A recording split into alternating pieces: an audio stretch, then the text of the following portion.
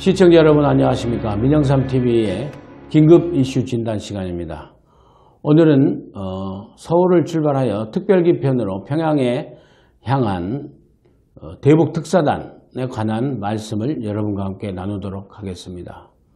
먼저 정의용 국가안보실장을 수석 특사단장으로 한 5인의 특사단이 평양을 출발했습니다. 먼저 이 인원 구성상에서 보면은 일부 적지 많은 분들이 구성이 잘 됐다. 근데 구성은 잘 됐습니다. 좀 특이한 사항이 있습니다. 구성상으로 보면은 물론 아무튼 그 맥메스터 미 백악관 보좌관하고 수시로 통화할 수 있는 미국통의 정의용 국가안보실장. 그것은 지금 남북 간에 대화된 내용을 미국에 전달할 수 있기 때문에 아주 좋은 카드죠. 그리고 서훈 국정원장은 뭐 말할 것도 없고 쭉 과거 정부에서부터 쭉 대북 문제를 해왔던 통이기 때문에 굉장히 좋았고요. 그 다음에 김상균 국정원 차장, 그리고 천혜성 통일부 차관, 그리고 윤건영 국정상황실장입니다. 젊기도 하지만은 문재인 대통령의 최측근이기 때문에 상당히 좀 특이하게 보이고 또 많은 관심을 불러일으키는 것 같습니다. 근데 저는 윤건영 상황실장이 포함됐다는 것에 대해서 조금 걱정을 하게 됩니다. 그건 문재인 대통령의 대북 정책에 대한 한계를 나타내주는 그런 인물 구성이다라는 얘기를 드릴 수 있기 때문입니다. 북한에 특사단이 왔을 적에 우리가 어땠습니까? 김영남 상임위원장, 무슨 리성곤 조평통위원장 다 아무 필요 없습니다. 김여정만 친서를 가지고 와서 어떻게 했느냐. 김여정이 무슨 말을 하느냐가 관심이었죠. 우리 특사단도 가면은 서훈 국정원장, 정의용 국가안보실장 다 필요 없습니다. 문재인 대통령의 핵심 측근인은 윤건영 상황실장이 가서 어떻게 전달하고 어떻게 왔느냐 하고 문재인 대통령이 결국에 윤건영 상황실장만 얘기만 듣겠다는 겁니다. 그러면 이미 정해져 있죠. 그렇기 때문에 우려를 하는 것입니다. 윤건영 상황실장과 문재인 대통령을 개인적으로 폄하하는 것이 아니라 나서야 될 때 나서야 될 사람이 있고 인물이 있고 또 뒤로 빠져서 보좌해야 될 인물이 있습니다.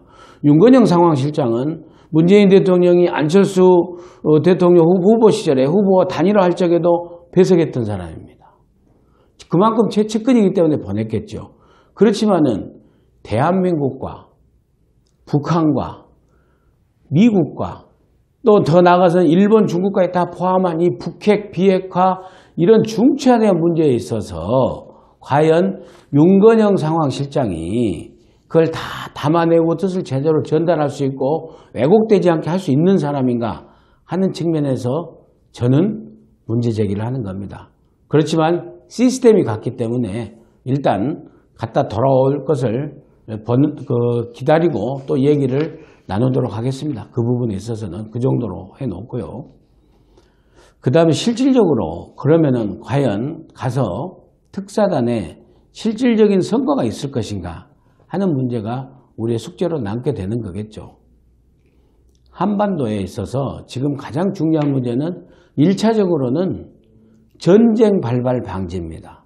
6.25 전쟁과 같은 전쟁이 다시는 일어나지 않아야 된다는 온 국민의 사실은 우려와 걱정이 담아있기 때문에 문재인 대통령께서 한반도에서 어떠한 일이 있더라도 전쟁은 막아야 되겠다. 이것은 긍정적으로 평가를 합니다.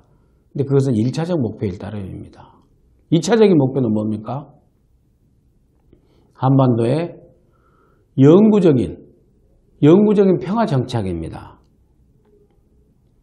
얼른 보면은 전쟁이 안 나면 영구적인 평화가 오겠지 하겠지만은 그것은 전혀 다른 상황이 연출될 가능성이 있는 겁니다. 전쟁을 막는 거하고 항구적인 한반도의 평화를 정착시키는 거하고는 전혀 또 다른 차원의 문제죠. 다시 말씀드리자면 한반도의 평양을 정착시키기 위해서는 지금 현재에 있어서 가장 중요한 과제는 뭡니까? 북한의 핵폐기입니다. 그리고 북한의 비핵화입니다. 그것이 없이는 한반도의 평화가 정착될 수가 없는 거죠. 그렇게 저는 생각을 합니다. 그래서 1차적인 목표에 있어서 우리 정부가 너무 얽매이다 보니까 어떻게든 전쟁을 안 나야 된다. 나는 이 1차적인 목표에 한정돼서 막 매달리다 보니까 북한한테 우호적인 걸 떠나서 북한의 비위를 맞추고 북한의 조건을 다 들어주고 이렇게 가다 보면 그러면 무슨 문제가 생깁니까? 한미동맹의 균열이 발생하는 겁니다. 한미동맹의 균열이 발생하기 때문에 결국에는 이건 한반도에서 항구정평하고 직결되지 않는다라는 논리적 말씀을 드릴 수 있는 것입니다. 그래서 우리 정부가 1차적인 전쟁 발발에 있어서 기울이는 노력은 평가할 만하지만은 더 나아가서 북핵 폐기와 비핵화를 전제로 하는 한반도의 영구적인 평화를 위해서 노력을 해야 된다. 그러기 위해서는 한미동맹의 강화를 어느 때보다도 더 절실하게 해야 된다 하는 얘기를 드릴 수 있겠습니다. 그런데 안타깝게도 이 문재인 정부는 그저 1차적인 목표에 조급해서 이 2차적인 북핵 폐기와 비핵화의 문제에 대해서는 우선 부차적인 문제로 놔두고 있지 않느냐 하는 우려를 갖게 되는 것입니다. 다시 말씀드리지만 이번 특사단도 반드시 중매쟁의의 입장이 아니라 당사자적인 입장에서 대한민국의 당사자적인 입장에서 우리 5천만 국민의 목소리를 그대로 담아서 김정은에게 전달을 해야 됩니다. 북한의 비핵화를 반드시 얘기해야 됩니다. 이것은 문재인 대통령의 뜻이 아니라 대한민국 5천만 국민들의 뜻이라고 전달해야 된다고 생각을 합니다. 그리고 그 비핵화의 의지가 있는지 없는지를 1cm도 숨기지 말고 특사단 5명 모두 우리 정부에게 문재인 대통령의 보고도 하지만 국회에도 철저하게 저는 보고를 해야 된다고 생각을 합니다. 그렇게 해서 비핵화 의지가 없는 김정은과는 더 이상 대화할 필요가 없다. 더 이상 북미 대화를 주선하는 헛심을 쓸 필요가 없다라고 민영삼 칼럼은 생각을 합니다. 그럼 그 다음 어떻게 해야 되느냐?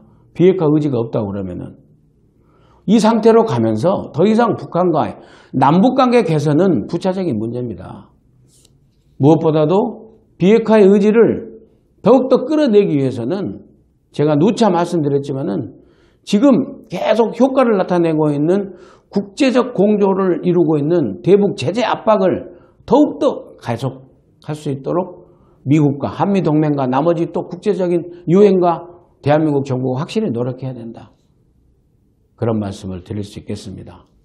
정말 왜 이렇게 정상회담을 서두르는지 또 왜 이렇게 정상회담을 위해서 대북 특사를 급히 보내는지 또 저번에 김영철이 왔을 적에 혹여라도 어떤 밀실의 합의는 없었는지 그리고 정상회담을 위한 정상회담 지지율 관리를 위한 국내용으로 국내 정치용으로 북한의 비핵화, 북핵 폐기에는 관심이 없고 오직 정상회담에만 관심이 있는 문재인 대통령과 문재인 정부는 아닌지 여러 가지 의구심이 들기는 합니다.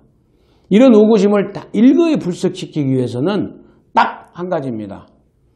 김정은 독재자의, 김정은 위원장의 비핵화 의지가 있는지 없는지를 정확하게 파악하고 와서 국민에게 보고를 해야 된다. 국민에게 보고하는 길은 대통령께 보고하고 국회에 보고하는 길이다. 그 말씀을 드리면서 긴급진단 이 시간 마치도록 하겠습니다. 감사합니다.